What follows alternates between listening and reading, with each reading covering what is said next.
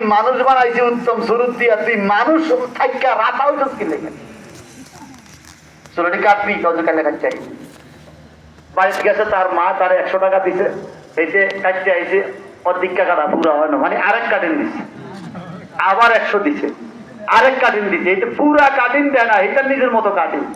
পরের দিন আবার যে হুজুর আমার 200 টাকা নিচে দিকে, কিন্তু কাটিং ঠিক হয় না, একটু দেখছেন তো।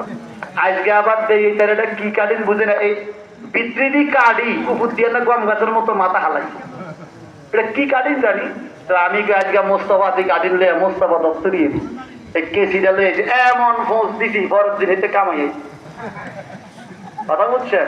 অনা জানে না, অন কি করে না। মনে রাখবেন, চরিত্র অমূল্য সম্পদ।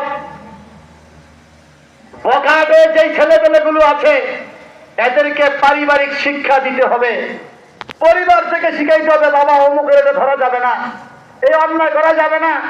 পরিবার যদি শিখা দেয় সে ভালো থাকে। শিক্ষক তো তাকে বইয়ের পড়া শিখাবে, পারিবারিক শিক্ষা হলো বড় শিক্ষা, কথা কোন ঠিক। কিন্তু আমরা পারিবারিক শিক্ষা দিতে আমাদের বাচ্চাদেরকে ফেল করছি। আল্লাহ তুমি আমাদেরকে পাস করার তৌফিক দাও।